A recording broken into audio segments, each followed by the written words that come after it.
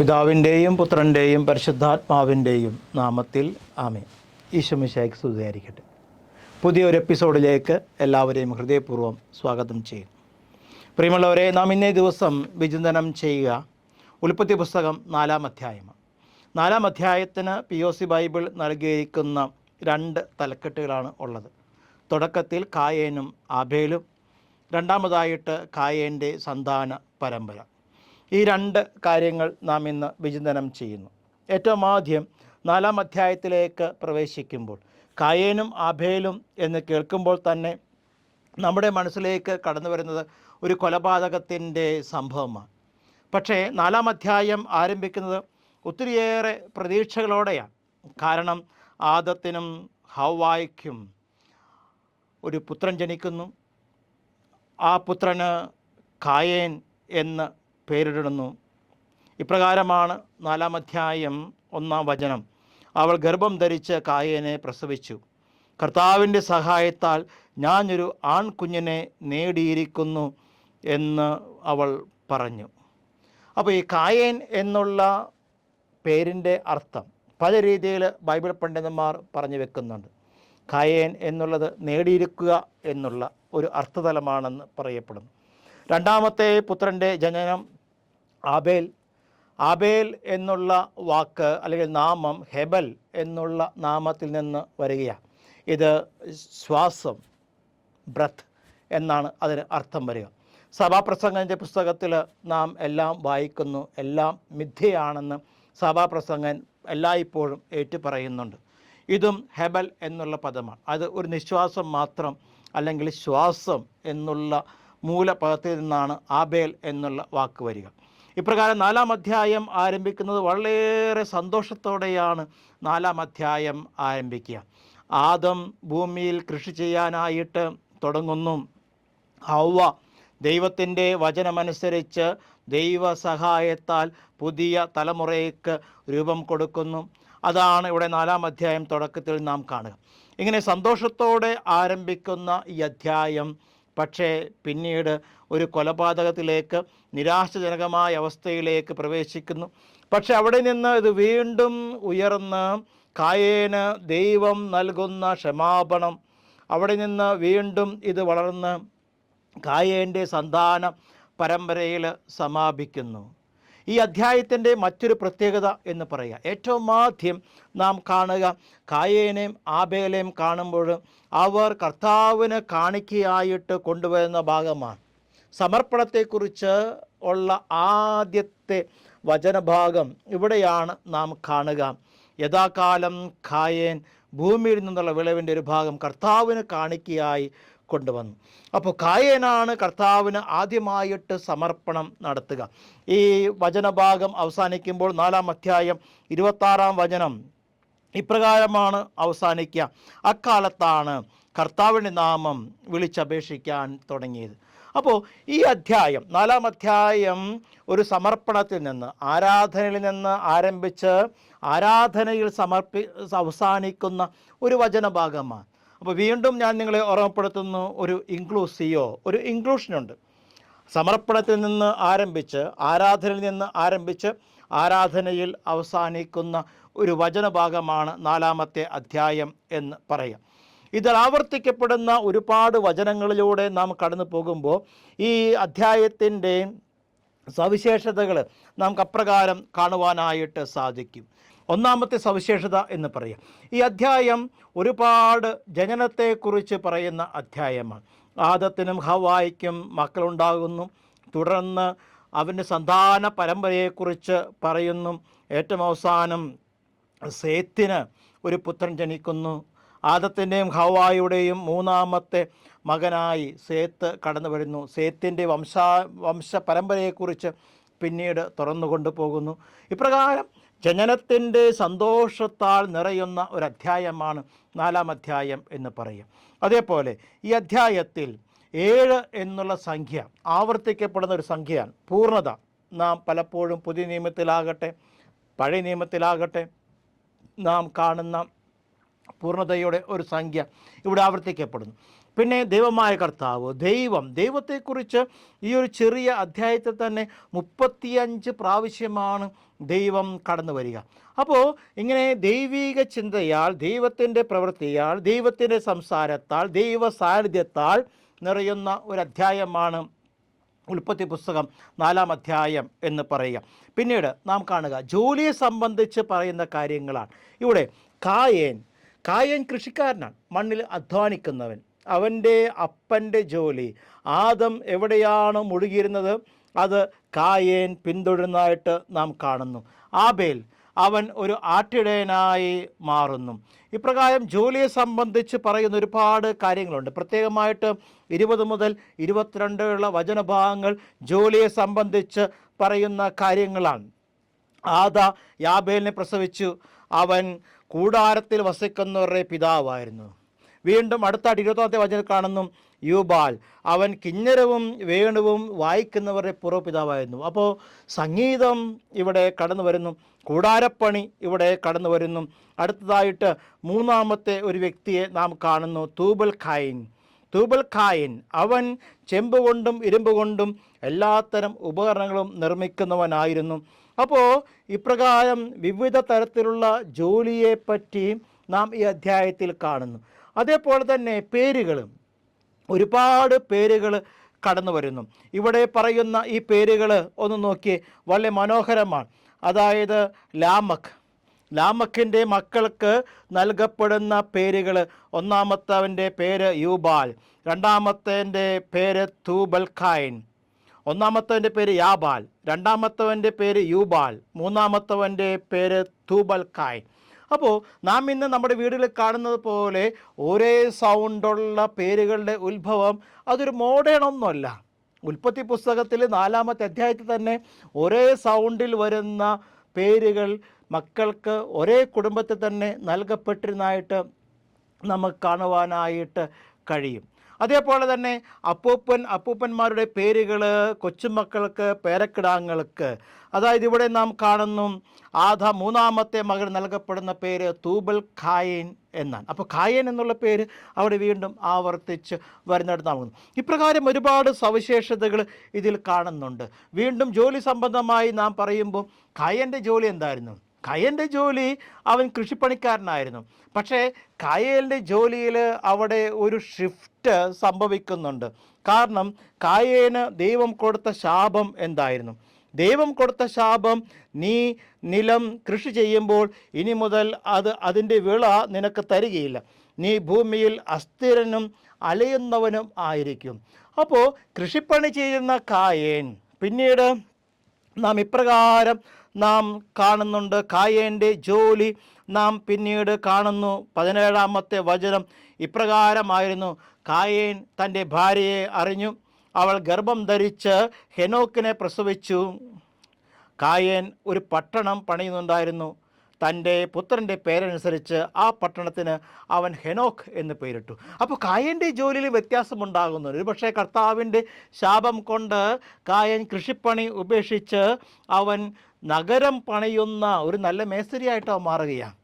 ഇവിടെയും ജോലി സംബന്ധമായ ഒരുപാട് കാര്യങ്ങൾ, ഖായേൻ്റെ ജോലി അടക്കം ഒരുപാട് പുതിയ ജോലികൾ അവിടെ നാം കാണുന്നു. ഇതൊക്കെയാണ് ഈ അധ്യായത്തിൻ്റെ പ്രത്യേകതകൾ എന്ന് നാം കാണുക. ഇനി നമുക്കൊരു കമ്പാരിറ്റീവ് സ്റ്റഡി, ബൈബിൾ എല്ലായ്പ്പോഴും ശാസ്ത്രീയമായി നാം പഠിക്കുമ്പോൾ ഒരു പരസ്പര പൂരകങ്ങളായി നിലകൊള്ളുന്ന വസ്തുതകളെ തിരിച്ചറിഞ്ഞ് ഒരു പരസ്പരം നമുക്ക് ബന്ധപ്പെടുത്തി എന്താണ് ഡിഫറൻസ്, എന്താണ് സിമിലാരിറ്റി, എന്താണ് വ്യത്യസ്തമായിട്ടുള്ളത്, എന്താണ് ഒരുപോലെ ഇരിക്കുന്നത് എന്ന് നാം പഠിക്കുമ്പോൾ പെട്ടെന്ന് കാര്യങ്ങൾ നമുക്ക് ഓർമ്മയിൽ സൂക്ഷിക്കാൻ കഴിയും.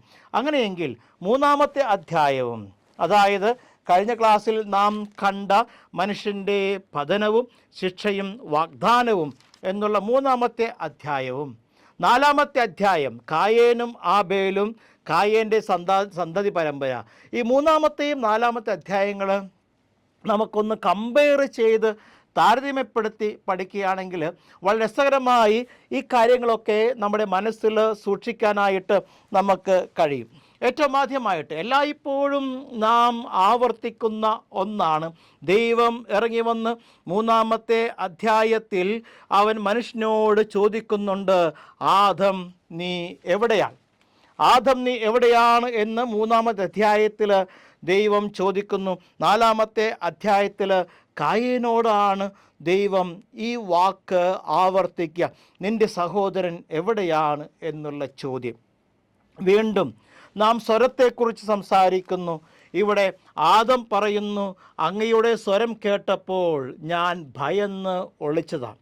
4-ാമത്തെ അധ്യായത്തിൽ ഇവിടെ സ്വരം എന്ന് പറയുക ആബേലിൻ്റെ രക്തമാണ് സ്വരമുണ്ടാക്കുക. ആബേലിൻ്റെ രക്തം വിളിച്ച് കരയുന്നു. ഇവിടെ കർത്താവിന് ഒരിക്കലും തൻ്റെ സൃഷ്ടിയുടെ നിലവിളി കേൾക്കാതിരിക്കാനാവില്ല. അതാണ് ഇവിടെ കാണുക. അപ്പോൾ 3-ാമത്തെ അധ്യായത്തിൽ ദൈവത്തിൻ്റെ സ്വരവും 4-ാമത്തെ അധ്യായത്തിൽ നാം ഇപ്രകാരം കാണുന്നത് പോലെ നിൻ്റെ സഹോദര രക്തം മണ്ണിൽ നിന്ന് എൻ്റെ നേർക്ക് മുറിവിളി കൂട്ടുന്നു എന്നാണ് ദൈവം പറയുന്നത്. അപ്പോൾ അവിടെ സ്വരം 2 അധ്യായങ്ങളിലും നാം കാണുന്നുണ്ട്. പിന്നെ ശാപം 2 അധ്യായങ്ങളിലും നാം കാണുന്നുണ്ട്. 3-ാമത്തെ അധ്യായത്തിൽ ആദത്തെയും ഹവ്വയെയും അതുപോലെ സർപ്പത്തെയും ദൈവം ശപിക്കുന്നു. 4-ാമത്തെ അധ്യായത്തിൽ കായേനെ ശപിക്കുന്നു. പക്ഷേ ഈ ശാപം മനുഷ്യൻ്റെ പാപത്തിന് ദൈവം കൊടുത്ത ശിക്ഷ, അവിടെ ശിക്ഷയുണ്ട്, വാഗ്ദാനമുണ്ട്, അല്ലെങ്കിൽ ക്രോധമുണ്ട്, കരുണയുണ്ട്. അതാണ് 3-ാമത്തെ അധ്യായത്തിൽ കരുണ എന്തായിരുന്നു? ദൈവം അവരെ തോലുകൊണ്ട് ഉടയാട ഉണ്ടാക്കി പുതപ്പിച്ച് ഏദൻ തോട്ടത്തിൽ നിന്ന് പറഞ്ഞേക്കുന്നതായിട്ട് നാം കാണുന്നു. 4-ാമത്തെ അധ്യായത്തിൽ കായേൻ്റെ മേൽ പതിക്കുന്ന ഒരു അടയാളം, അത് രക്ഷാകരമായ അടയാളമായിട്ട് നാം കാണുന്നു. ഇവിടെ മറ്റൊരു അർത്ഥതലമുണ്ട്. ആദവും ഹവ്വായും ദൈവം മുടിപ്പിച്ച അവർ തോലുകൊണ്ടുണ്ടാക്കിയ വസ്ത്രം കാണുമ്പോൾ ആദത്തിനും ഹവ്വയ്ക്കും എന്താണ് ഓർമ്മ വരിക? അവർ ചെയ്ത തെറ്റിനെക്കുറിച്ച് അവർ ഓർമ്മിക്കുന്നു. അതേപോലെ ദൈവത്തിൻ്റെ അനന്തമായ കരുണയെക്കുറിച്ച് അവർ ഓർമ്മിക്കുന്നു എന്നുള്ളതാണ്. അതേപോലെ തന്നെയാണ് 4-ാമത്തെ അധ്യായത്തിൽ കായേൻ തൻ്റെ മേൽ പതിക്കപ്പെട്ട അടയാളം അവന് ഈ 2 അർത്ഥതലങ്ങളും അവന് കാണിച്ചു കൊടുക്കുന്നുണ്ട്. താൻ ചെയ്ത തെറ്റിനെ അത് ഓർമ്മപ്പെടുത്തുന്നു. ദൈവം തൻ്റെ രക്ഷയ്ക്ക് വേണ്ടി പതിപ്പിച്ചതാണ് ഈ അടയാളം എന്നവനെ ഓർമ്മപ്പെടുത്തുന്നു. നമ്മുടെ മാതാപിതാക്കൾ നമ്മുടെ കുഞ്ഞുനാളിൽ നമ്മെ ശിക്ഷിച്ചത് ഓർത്ത് നാം ഇപ്പോൾ ചിന്തിക്കുമ്പോൾ നാം ചെയ്ത തെറ്റ് നാം ഓർക്കുന്നു. അതോടൊപ്പം തന്നെ മാതാപിതാക്കൾ നമുക്ക് വേണ്ടി കരുതിയ കരുതൽ നാം ഓർക്കുന്നു. അതാണ് ഈ 3-ാം അധ്യായത്തെയും 4-ാം അധ്യായത്തെയും ഒന്നിപ്പിക്കുന്ന ഒരു കാര്യം. ശിക്ഷയുണ്ട്, അതോടൊപ്പം തന്നെ വാഗ്ദാനമുണ്ട്, ദൈവത്തിൻ്റെ ക്രോധമുണ്ട്, അതോടൊപ്പം തന്നെ ദൈവത്തിൻ്റെ കരുണയും ഈ അധ്യായങ്ങളിൽ നമുക്ക് കാണുവാനായിട്ട് സാധിക്കുന്നു. വീണ്ടും ഒരു പുറത്താക്കലുണ്ട്. ഈ പുറത്താക്കൽ 3-ാമത്തെ അധ്യായത്തിൽ ഏദൻ തോട്ടത്തിൽ നിന്ന് പുറത്താക്കപ്പെടുന്നു. 4-ാമത്തെ അധ്യായം ഇപ്രകാരമാണ് നാം അവസാനിപ്പിക്കുക. കായേൻ കർത്താവിൻ്റെ സന്നിധി വിട്ട് ഏദന് കിഴക്ക് നോദ് ദേശത്ത് വാസമർപ്പിച്ചു. ഈ നോദ് എന്നുള്ളതിന് ഹീബ്രു പദത്തിൽ മറ്റൊരു അർത്ഥമുണ്ട്, അലഞ്ഞു നടക്കുക എന്നുള്ള അർത്ഥം കൂടി ഇവിടെയുണ്ട്. അപ്പോൾ രണ്ടും വളരെ അർത്ഥപൂർവകമായി നിൽക്കുന്ന ഒന്നാണ്. ദേശത്തിൻ്റെ പേരും അതേപോലെ കായേൻ്റെ അവസ്ഥയും.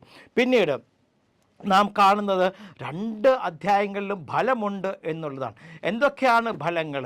ആദ്യത്തെ അധ്യായം 3-ാമത്തെ അധ്യായത്തിൽ ആദ്യ മനുഷ്യരെ പാപത്തിലേക്ക് നയിച്ചത് ഒരു ഫലമാണെങ്കിൽ 4-ാമത്തെ അധ്യായത്തിൽ കായേനെ പാപത്തിലേക്ക് നയിക്കുന്നത് ഈ ഫലം തന്നെയാണ്. കാരണം ആബേലിൻ്റെ ആട്ടിൻകൂട്ടത്തിൽ നിന്നുള്ള ഫലങ്ങളും അതേപോലെ കായേൻ തൻ കൃഷി ചെയ്ത് ഉണ്ടാക്കിയ ഫലങ്ങളും. അപ്പോൾ ഈ ഫലങ്ങൾ 3-ാമത്തെ അധ്യായത്തിലും 4-ാമത്തെ അധ്യായത്തിലും പൊതുവായി നിൽക്കുന്ന ഒരു കാര്യം തന്നെയാണ്. അവസാനമായിട്ട് ഈ അറിയുക എന്നുള്ള ഒരു വാക്ക് ഈ 2 അധ്യായത്തിലും കോമൺ ആയിട്ട് നിലകൊള്ളുന്ന ഒന്നാണ്. യാദവും ഹവ്വയും പാപം ചെയ്യാനുള്ള കാരണം എന്താ? ഈ യാദവും ഹവ്വയും പാപം ചെയ്യാനുള്ള ഒരു കാരണം, പ്രേരണ സർപ്പം ഇപ്രകാരമാണ് നൽകുക. 3-ാം അധ്യായം 5-ാം വചനത്തിൽ ഇപ്രകാരം പറയുന്നു, നിങ്ങൾ ഈ ഫലം തിന്നുന്ന ദിവസം നിങ്ങളുടെ കണ്ണുകൾ തുറക്കപ്പെടും, നന്മയും തിന്മയും നിങ്ങൾ അറിയും. യഥാ നിങ്ങളത് അറിയും എന്നുള്ളതാണ്. വീണ്ടും 4-ാമത്തെ അധ്യായത്തിൽ അപ്പോൾ നന്മയും തിന്മയും കുറിച്ച് അറിയാനായിട്ടാണ് അവർ തെറ്റിലേക്ക് കടന്നു പോകുന്നത്. പക്ഷെ 4-ാമത്തെ അധ്യായത്തിലേക്ക് വരുമ്പോൾ ഇവിടെ കർത്താവ് ചോദിക്കുന്നു, നിൻ്റെ സഹോദരൻ ആബേൽ എവിടെയാണ്? അവിടെ കായേൻ നൽകുന്ന ഉത്തരം, എനിക്ക് അറിഞ്ഞുകൂടാ എന്നുള്ളതാണ്. എനിക്കറിഞ്ഞുകൂടാ, ഞാനാണോ എൻ്റെ സഹോദരൻ്റെ കാവൽക്കാരൻ? ഷോമർ എന്നുള്ളതാണ്. ഷമാർ, കീപ്പ് ചെയ്യുക. ഷോമർ എന്ന് വെച്ചാൽ കാവൽക്കാരൻ എന്നുള്ളതാണ്. അപ്പോൾ ഈ കാവൽക്കാരൻ എന്നതിനും വളരെ വലിയ ഒരു അർത്ഥതലമുണ്ട്. വചനത്തിൽ തന്നെ ആദ്യമായിട്ട് സങ്കീർത്തനത്തിലേക്ക് നാം പോകുമ്പോൾ നാം ഇപ്രകാരം നാം കേൾക്കുന്നുണ്ടല്ലോ, പ്രാർത്ഥിക്കുന്നുണ്ടല്ലോ, കർത്താവാണ് എൻ്റെ കാവൽക്കാരൻ. ആ ഒരു സങ്കീർത്തനത്തിൻ്റെ ചിന്ത ഏറ്റവും ആദ്യം ആരംഭിക്കുന്നത് ഇപ്രകാരം കായേൻ്റെ വാക്കുകളിൽ നിന്നാണ്. കായേനാണ് കാവൽക്കാരൻ എന്നുള്ള ചിന്ത കൊണ്ടുവരിക. 4-ാമത്തെ അധ്യായത്തിൽ മറ്റൊരു പ്രത്യേകത എന്ന് പറയുക, സഹോദരൻ എന്നുള്ള വാക്ക് ഒത്തിരിയേറെ പ്രാവശ്യം ആവർത്തിക്കപ്പെടുന്നുണ്ട്. നിൻ്റെ സഹോദരൻ എവിടെയാണ്? നിൻ്റെ സഹോദരൻ്റെ കാവൽക്കാരൻ, നിൻ്റെ സഹോദരൻ്റെ രക്തം, നിൻ്റെ സഹോദരൻ രക്തം സ്വീകരിക്കാൻ വായ് പിളർന്ന നിലം. ഇപ്രകാരം ഈ സഹോദരൻ എന്നുള്ള വാക്ക് ഒരുപാട് പ്രാവശ്യം ഈ 4-ാമത്തെ അധ്യായത്തിൽ ആവർത്തിക്കപ്പെടുന്നുണ്ട്. അപ്പോൾ ഇപ്രകാരം 3-ാമത്തെ അധ്യായത്തിലും 4-ാമത്തെ അധ്യായത്തിലും പൊതുവായി നാം കാണുന്ന ചില കാര്യങ്ങൾ ഈ 2 അധ്യായങ്ങളും നമ്മുടെ മനസ്സിൽ ഉറപ്പിക്കത്തക്ക രീതിയിൽ നമുക്ക് ഉപയോഗപ്രദമായ കാര്യമായി നിലകൊള്ളുന്ന ഒന്നാണ്. അപ്പോൾ ഇപ്രകാരം കായേൻ്റെ സഹോദരൻ ആബേൽ, ഇവിടെ ആബേലിനല്ല പ്രാധാന്യം, കായേനാണ് പ്രാധാന്യം. കാരണം എല്ലാ കാര്യവും കായേനെ ചുറ്റിപ്പറ്റിയാണ്. കാരണം കായേനാണ് പ്രൊമിനൻ്റ് പേഴ്സണായിട്ട് ഇവിടെ നിലകൊള്ളുക. അത് ഏറ്റവും ആദ്യത്തെ വാക്കിൽ നിന്ന് തന്നെ നമുക്ക് വായിച്ചെടുക്കാവുന്ന ഒന്നാണ്. കാരണം 2-ാമത്തെ വചനം, 4-ാം അധ്യായം 2-ാം വചനം ഇപ്രകാരമാണ് പറയുക, തുടർന്ന് അവൾ ഹവ്വ അവൻ്റെ സഹോദരൻ ആബേലിനെ പ്രസവിച്ചെന്ന് പറയുക. അല്ലാതെ 2-ാമത്തെ മകൻ ആബേലിനെ പ്രസവിച്ചെന്നല്ല, കായേൻ്റെ സഹോദരൻ ആബേലിനെ പ്രസവിച്ചെന്ന് പറയുക. അപ്പം കായേനാണ് ഇവിടെ പ്രധാനപ്പെട്ട ഒരു വ്യക്തിയായി തന്നെ നിലകൊള്ളുക. അങ്ങനെ കായേൻ്റെ പാപത്തെക്കുറിച്ച് പറയുമ്പോൾ അവിടെ ഉള്ള ഒരു പ്രത്യേകത ഇതാണ്, മുഖത്തെക്കുറിച്ചുള്ള ചിന്ത. അവൻ്റെ മുഖം താണു എന്നാണ് വചനം എഴുതി വെക്കുക. അപ്പോൾ മുഖത്തെക്കുറിച്ചുള്ള ചിന്ത, അതേപോലെ തന്നെ കർത്താവ് അവനോട് വീണ്ടും ചോദിക്കുന്നുണ്ട്. കർത്താവ് കായേനോട് ചോദിച്ചു, നീ കോപിച്ചിരിക്കുന്നത് എന്തുകൊണ്ട്? നിൻ്റെ മുഖം താണിരിക്കുന്നത് എന്തുകൊണ്ട്? നാം പലപ്പോഴും പറയാറുണ്ടല്ലോ, മുഖത്തോക്കി സംസാരിക്കുക. മുഖം താഴുന്നത് തിന്മയുടെ കുറ്റബോധത്തിൻ്റെ ഒരു പ്രതീകമായിട്ട് പലപ്പോഴും നമ്മുടെ സംസ്കാരത്തിൽ സംസാരിക്കുന്ന ഒന്നാണ്. അത് തന്നെയാണ് കർത്താവ് ഇവിടെ കായേനോട് ചോദിക്കുക, നിൻ്റെ മുഖം താണിരിക്കുന്നത് എന്തുകൊണ്ട്? അത് ഉയർത്താൻ തക്കവിധം നീ നന്നായി വർത്തിച്ചിരുന്നെങ്കിൽ. എത്രയോ വലിയ ആഴമേറിയ ചിന്തയാണ് കർത്താവ് നൽകുക. നിൻ്റെ മുഖം ഉയർന്നു നിൽക്കത്തക്ക വിധം നിൻ്റെ ജീവിതത്തിൽ നന്മ പ്രവൃത്തികൾ ഉണ്ടാകട്ടെ എന്നാണ് കർത്താവ് കായേനോട് പറയുക. അടുത്ത വചനം കൂടി നമുക്കൊന്ന് ശ്രദ്ധിക്കാം. നീ നല്ലത് ചെയ്യുന്നില്ലെങ്കിൽ വാതിൽക്കൽ തന്നെ പാപം പതിയിരിക്കുന്നു. അപ്പോൾ പാപം നമ്മെ കാത്തു നിൽക്കുന്നു എന്നുള്ള അത് തന്നെയാണല്ലോ പത്രോസ്ലീഹ പറഞ്ഞു വെക്കുക. പത്രോസ്ലീഹായും പറയുന്നുണ്ട്, പാപം നമ്മെ കാത്തിരിക്കുന്നു, നന്മ പ്രവർത്തിച്ചില്ലെങ്കിൽ പാപം നമ്മെ കീഴ്പ്പെടുത്തും എന്നുള്ളതാണ്. ഇപ്രകാരം കായേൻ്റെ പാപത്തിന് ശേഷം ദൈവത്തിൻ്റെ അനന്തമായ കാരുണ്യം കായേൻ അനുഭവിക്കുന്നു. അവന് കർത്താവ് ഒരു സംരക്ഷണം ഒരുക്കുന്നു. ഇനി ഈ ഉൽപ്പത്തി പുസ്തകത്തിലെ 4-ാം അധ്യായം പുതിയ നിയമത്തിലേക്ക് നാം കടന്നു വരുമ്പോൾ എവിടെയെല്ലാമാണ് നമുക്കിത് കാണുവാൻ കഴിയുക എന്ന് ചോദിച്ചാൽ 4 സ്ഥലങ്ങളിൽ. പുതിയ നിയമത്തിൽ കായേനും ആബേലും ഒരു സംസാരപാത്രമായി അല്ലെങ്കിൽ ഒരു വിചിന്തനത്തിനുള്ള ഭാഗമായിട്ട് ഈ സംഭവം ഉൽപ്പത്തി പുസ്തകം 4-ാം അധ്യായം മാറുന്നുണ്ട്. പ്രത്യേകിച്ച് വളരെ രസകരമായിട്ട് രണ്ട് ടെക്സ്റ്റുകൾ, 2 വചനഭാഗങ്ങൾ കായേനെക്കുറിച്ചും 2 വചനഭാഗങ്ങൾ ആബേലിനെയും കുറിച്ചുള്ളതാണ്. അതാണ് വളരെ രസകരമായ കാര്യം. ഏറ്റവും ആദ്യം മത്തായിയുടെ സുവിശേഷം 23-ാം അധ്യായം 35-ാം വചനം. കർത്താവ് പറയുന്നു, അങ്ങനെ നീതിമാനായ ആബേലിൻ്റെ രക്തം മുതൽ ദേവാലയത്തിനും ബലിപീഠത്തിനും മധ്യേ വെച്ച് നിങ്ങൾ വധിച്ച ബറാഖിയായുടെ പുത്രൻ സഖറിയായുടെ രക്തം വരെ ഭൂമിയിൽ ചൊരിയപ്പെട്ട നീതിയുടെ രക്തം മുഴുവൻ നിങ്ങളുടെ മേൽ പതിക്കും. അപ്പോൾ ഏറ്റവും ആദ്യത്തെ നീതിമാൻ എന്ന് കർത്താവ് പറയുന്നത് ആബേലിനെ കുറിച്ചാണ്. നീതിമാന്മാരുടെ രക്തം, അതിന് കർത്താവ് പറയുമ്പോൾ ഏറ്റവും ആദ്യം ആബേലിൻ്റെ രക്തം മുതൽ സഖറിയായുടെ രക്തം വരെ. അപ്പോൾ നീതിമാന്മാരുടെ പട്ടികയിൽ രക്തസാക്ഷിയായി ഏറ്റവും ആദ്യം കടന്നു വരുന്നത് ആബേലാണ്. മത്തായിയുടെ സുവിശേഷം 23-ാം അധ്യായം 35-ാം വചനം. പിന്നീട് വീണ്ടും ആബേലിനെ കുറിച്ച് നാം കാണുക ഹെബ്രായർക്കെഴുതിയ ലേഖനം 12-ാം അധ്യായം 24-ാം വചനമാണ്. പുതിയ ഉടമ്പടിയുടെ മധ്യസ്ഥനായ യേശുവിലേക്കും ആബേലിൻ്റെതിനേക്കാൾ ശ്രേഷ്ഠമായി സംസാരിക്കുന്ന തളിക്കപ്പെട്ട രക്തത്തിലേക്കുമാണ്. അപ്പോൾ കർത്താവായ യേശുക്രിസ്തുവിൻ്റെ രക്തം ആബേലിൻ്റെ രക്തത്തേക്കാൾ എത്രയേറെ വിലപ്പെട്ട ഒന്നാണ്. അവിടെ ആബേലിൻ്റെ സംഭവവും രക്തവും കടന്നു വരുന്നുണ്ട്. ഇനി 2 വചനഭാഗങ്ങൾ കായനെക്കുറിച്ച് പുതിയ നിയമത്തിൽ ഈ സംഭവത്തെക്കുറിച്ച് നാം വായിക്കുന്നു. ആദ്യത്തെ വചനഭാഗം യൂദാസ് എഴുതിയ ലേഖനം 11-ാം വചനമാണ്. യൂദാസ് എഴുതിയ ലേഖനം 11-ാം വചനം ഇപ്രകാരമാണ്: ഇവർക്ക് ദുരിതം. അതായത് സ്വപ്നങ്ങളിൽ മുഴുകിയിരിക്കുന്ന വ്യക്തികളെക്കുറിച്ചാണ് പറയുക. ഇവർക്ക് ദുരിതം എന്തുകൊണ്ടെന്നാൽ ഇവർ കായേൻ്റെ മാർഗത്തിലൂടെ നടക്കുകയും, കായേൻ്റെ മാർഗം എന്താണ്? സഹോദരങ്ങളെ ഇല്ലാതാക്കുന്ന ഒരു അവസ്ഥ. കായേൻ്റെ മാർഗത്തെക്കുറിച്ച് യൂദാസ് എഴുതിയ ലേഖനത്തിൽ നാം വായിക്കുന്നു. തുടർന്ന് അവസാനമായി യോഹന്നാൻ്റെ 1-ാം ലേഖനത്തിൽ കായേനെക്കുറിച്ച് ഇപ്രകാരമാണ് പറയുക. 3-ാം അധ്യായം 11 മുതൽ 15 വരെ അവിടെ ഇപ്രകാരം പറയുന്നു: തിന്മയിൽ നിന്നുള്ളവനും സഹോദരനെ കൊന്നവനുമായ കായേനെ പോലെ ആകരുത്. കായേനെ പോലെ ഒരിക്കലും ആകരുത്. എന്തുകൊണ്ടാണ് അവൻ സഹോദരനെ കൊന്നത്? തൻ്റെ പ്രവൃത്തികൾ നിന്ദിതവും തൻ്റെ സഹോദരൻ്റെ പ്രവൃത്തികൾ നീതിയുക്തവും ആയിരുന്നത് കൊണ്ട് തന്നെയാണ്. സഹോദരരെ, നിങ്ങൾ വിദ്വേഷിക്കുന്നുവെങ്കിൽ നിങ്ങൾക്ക് ദൈവത്തെ സ്നേഹിക്കാൻ സാധിക്കുന്നില്ല എന്ന് പറയുക. സ്നേഹിക്കാത്തവൻ മരണത്തിലേക്ക് കടന്നു പോകുന്നു എന്ന് കായേനെ മുൻനിർത്തിക്കൊണ്ട് യോഹന്നാൻ തൻ്റെ 1-ാമത്തെ ലേഖനത്തിൽ നമ്മോട് പറയുന്നുണ്ട്. അതിനാൽ ഉൽപ്പത്തി പുസ്തകം 4-ാം അധ്യായം നാം ഇപ്രകാരം കാണുമ്പോൾ ഈ 4-ാം അധ്യായത്തിലെ കാര്യങ്ങൾ വചനത്തിൻ്റെ അവസാന ഭാഗം വരെ, യൂദാസ് എഴുതിയ ലേഖനം വരെ നിലകൊള്ളുന്നു എന്നുള്ള വസ്തുത. ഇത്രയും വിചിന്തനം നമ്മുടെ ആത്മീയ ജീവിതത്തെ മുന്നോട്ട് കൂടുതൽ ശക്തിയോടെ ചൈതന്യത്തോടെ നയിക്കട്ടെ. എല്ലാവർക്കും ഒത്തിരിയേറെ സ്നേഹത്തോടെ നന്ദി പറയുന്നു.